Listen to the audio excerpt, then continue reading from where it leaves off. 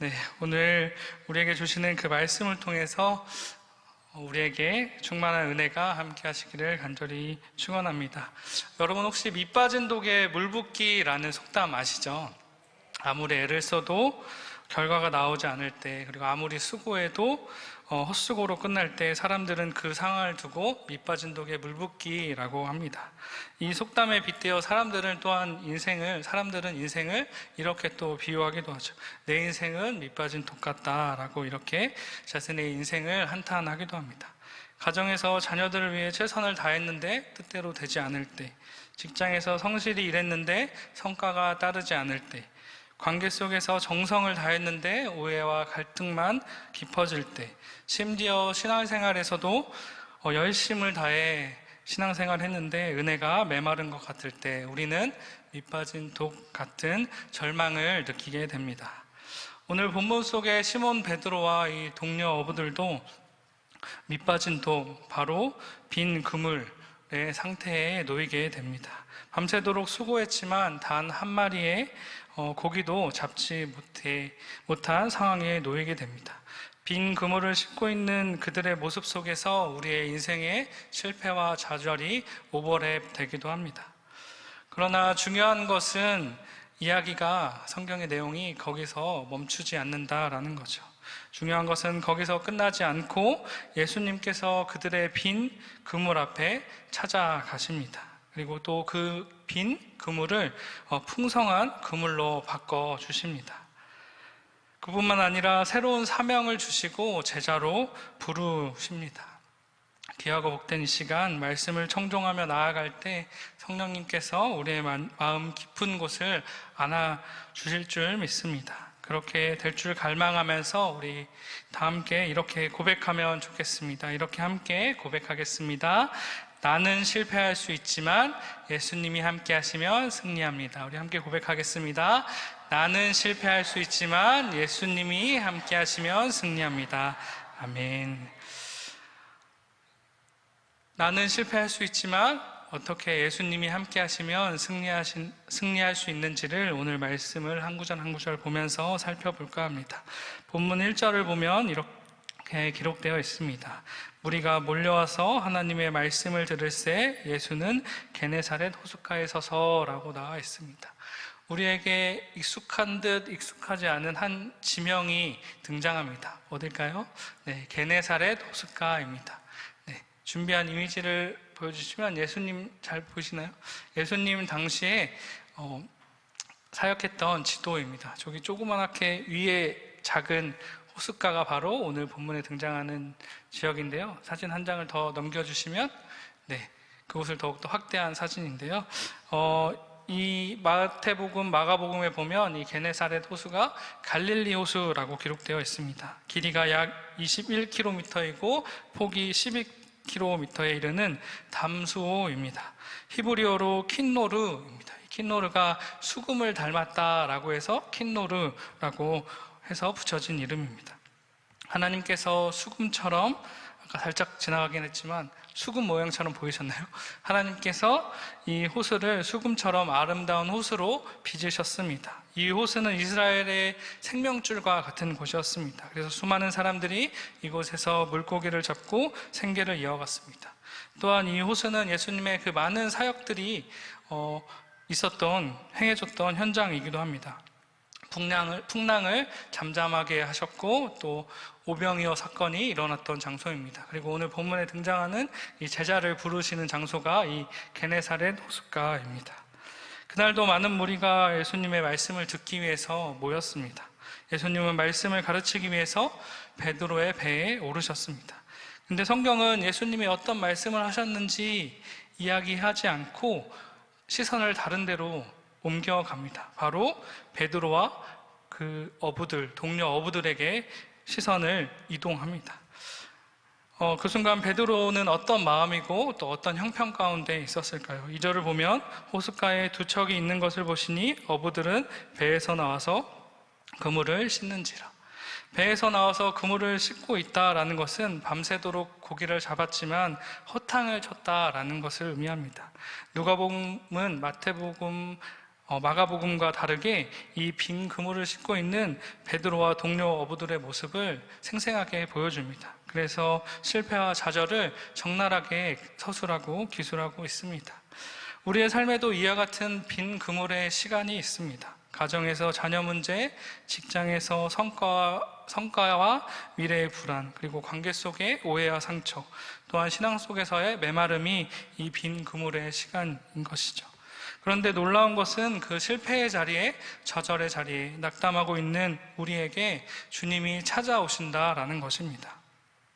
베드로가 성공의 자리에 있을 때가 아니라 실패의 자리에 있을 때, 넘어져 낙심하고 있을 때 주님은 그의 배에 오르셨습니다.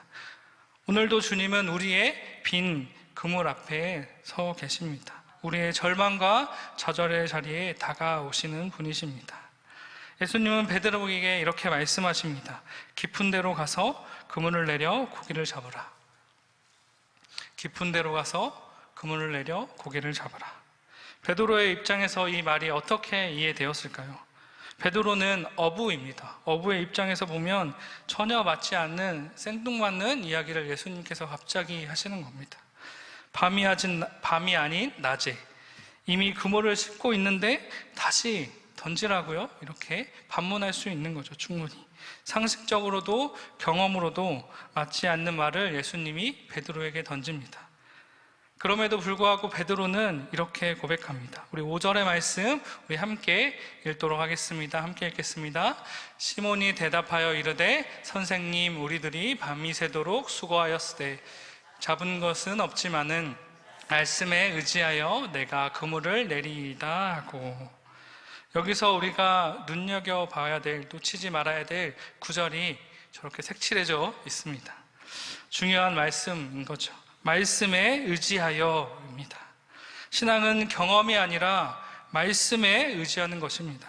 순종은 상황이 이해되기 때문에 하는 것이 아니라 말씀을 주시는 분이 주님이시기 때문에 하는 것입니다. 오늘 우리도 이런 결단이 필요합니다. 자녀 문제 앞에서 세상의 경험대로 하는 것이 아니라 말씀에 의지하시길 바랍니다. 가정 문제 앞에서 감정대로가 아니라 말씀에 순종하시길 바랍니다. 신앙생활에서 내 기준이 아니라 말씀을 따라가시길 바랍니다. 주의 말씀은 내 발의 등이요 내 길의 빛이니이다. 아멘. 말씀은 내 앞길을 비추는 빛입니다. 어둡고 막막한 길이라도 말씀을 붙들면 길이 열립니다. 상황을 보면 순종할 이유가 없지만, 경험을 보면 가능성이 없지만 말씀을 의지하면 순종할 수 있습니다. 그 순종의 결과 기대되시나요? 베드로는 말씀에 의지해서 순종했을 때 놀라운 은혜를, 기적을 경험합니다. 5장 6절에서 7절 말씀입니다. 그렇게 하니 고기를 잡은 것이 심히 많아 그물이 찢어지는지라. 이에 다른 배에 있는 동무들에게 손짓하여 와서 도와달라 하니 그들이 와서 두 배의 채움에 잠기게 되었더라. 아멘. 별로 안 놀라시는 것 같은데 네, 놀라운 일이 베드로 앞에 일어납니다. 밤새도록 빈 그물이었는데 그 자리가 이제는 풍성한 자리로, 풍성한 그물로 바뀌었습니다. 여기서 우리는 성경의 중요한 진리를 깨달아 알고 발견하게 됩니다. 결실을 주시는 분은 베드로가 아니라, 내 힘이 아니라 예수님이라는 것입니다. 요한복음 15장 5절의 말씀처럼 나를 떠나서는 너희가 아무것도 할 수 없음이라 라는 것을 기억하시길 바랍니다. 내 힘으로는 실패뿐이지만 주님이 함께 하시면 풍성한 열매가 맺히는 줄 믿습니다. 한 성도가 있었습니다. 자녀의 문제로 수년 동안 눈물을 흘리며 씨름했습니다. 처음에는 훈계와 잔소리로 그것들을 해결하려고 막 노력했습니다. 부단히 자녀와 씨름했죠. 그러나 갈등만 깊어졌습니다. 그러다 오늘 본문 말씀을 붙들고 자포자기하는 심정으로 한번 맡겨보자라는 심정으로 말씀에 의지하며 기도하며 맡기겠다라고 결단했습니다. 그리고 나서 자녀를 위해 잔소리하고 훈계하고 충고하는 것이 아니라 오히려 자녀의 이름을 매일매일 불러가며 기도했습니다. 자녀를 온전히 주님께 맡겼습니다. 놀랍게도 시간이 지나면서 자녀의 마음이 조금씩 열리게 되고 변화가 일어나기 시작했습니다. 그러면서 그 성도는 이렇게 고백했습니다. 내 힘으로는 아무것도 할 수 없었는데 말씀의 의지에 주님께 맡기니 길이 열렸습니다. 여러분, 우리의 인생의 빈 그물도 주님께 맡기면 반드시 은혜가 임하는 줄 믿습니다. 그렇다면 은혜 앞에서 드러나는 우리의 모습은 어떠해야 할까요? 베드로는 기적을 보고 기뻐하기보다 두려워하며 이렇게 고백합니다. 주여, 나를 떠나소서. 나는 죄인이로소이다. 저 같았으면 두 척의 배가 가득 찼으면 세 척, 네 척도 혹시 제가 배 더 살게요, 고기 좀 더 채워주세요 라고 나의 욕심을 채우는 고백을 했을 것 같은데, 이 베드로는 주여, 나를 떠나소서. 나는 죄인이로소이다 라는 고백을 하게 됩니다. 왜 이렇게 고백하고 반응했을까요? 예수님의 위험 앞에서 자신의 죄인됨을 깨달았기 때문입니다. 베드로는 이제 단순한 어부가 아니라 하나님의 은혜 앞에 무릎 꿇은 죄인으로 예수님 앞에 서는 것입니다. 하나님이 주시는 은혜는 우리를 겸손하게 만듭니다. 예수님의 사랑은 우리를 하나님 앞에 무릎 꿇게 만듭니다. 하나님의 능하신 손 아래서 겸손하라. 때가 되면 너희를 높이시리라. 베드로전서 5장 6절 말씀. 아멘. 이제 새로운 사명으로 부르심 앞에 베드로가 순종하며 나아갑니다. 왜요? 은혜의 시작은 새로운 길로 이어지기 때문입니다. 예수님은 베드로에게 새로운 사명을 주십니다. 이제 후로는 내가 사람을 취하리라. 이제 후로는 내가 사람을 취하리라. 그리고 베드로와 함께 있던 제자들은 이렇게 반응합니다. 그들이 배를 육지에 대고 모든 것을 버려두고 예수를 따르니라. 여러분, 이 구절을 보시면 바로 아멘이 나오시나요? 네, 이 버려두고 걸리시죠? 버려두고가 날 불편하죠. 그 육지도 두고 물고기도 싸매고 예수님 따를게요 이렇게 써 있었으면 우리의 마음 불편하지 않았겠죠? 근데 이곳에는 결단하며 담대하게, 그리고 아주 단호하게 써 있습니다. 그들이 배를 육지에 대고 모든 것을 버려두고 예수를 따르니라. 빈 그물이 이제 제자의 부르심의 자리로 바뀝니다. 예수님은 단순히 고기를 많이 잡게 하시는 분이 아니라 베드로의 인생 목적을 완전히 새롭게 바꾸셨습니다. 오늘 우리에게도 동일한 예수님의 부르심이 있음을 외면하지 마시길 바랍니다. 우리의 빈 그물은 단순히 문제 해결의 자리에서 끝나는 것이 아닙니다. 주님은 우리를 제자로 부르십니다. 복음을 전하는 삶으로, 사람을 낚는 업으로 우리를 부르십니다. 사랑하는 성도 여러분, 실패는 끝이 아닙니다. 주님을 만날 기회입니다. 빈 그물은 절망이 아닙니다. 은혜를 누리는 자리입니다. 말씀에 의지하여 순종할 때 빈 그물이 풍성한 그물로 바뀝니다. 그 은혜 앞에서 우리가 겸손하게 무릎 꿇고 나아갈 때 주님은 우리를 제자로 쓰임받게 하시는 줄 믿습니다. 오늘 여러분의 삶 속에서 어떤 빈 그물이 있으신가요? 경제의 빈 그물, 건강의 빈 그물, 가정의 빈 그물, 자녀의 빈 그물, 그 어떤 빈 그물이라도 괜찮습니다. 중요한 것은 그 빈 그물을 예수님께 드리고 맡기는 것입니다.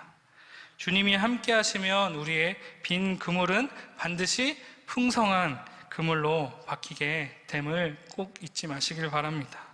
더 나아가 주님은 우리를 사람을 낚는 어부, 복음을 전하는 제자로 성장하고 성숙시켜 주실 것입니다. 다시 한번 이렇게 믿음으로 선포하며 나아가길 원합니다. 함께 고백하겠습니다. 우리는 실패할 수 있지만 예수님이 함께 하시며 반드시 승리합니다. 네, 지금 목소리로는 안 될 것 같은데요. 다시 한번 결단하고 다짐하는 마음으로 큰 목소리로 함께 외치겠습니다. 우리는 실패할 수 있지만 예수님이 함께 하시면 반드시 승리합니다. 아멘. 네. 하나님께 영광의 박수 좀 돌릴까요? 네. 우리 이 말씀 기억하면서 한 주간 내가 품어야 될 그 새 생명 품으시길 바라고, 나도 예수님의 제자의 삶을 담대하게 살아가는 저 여러분이 되기를 간절히 축원합니다.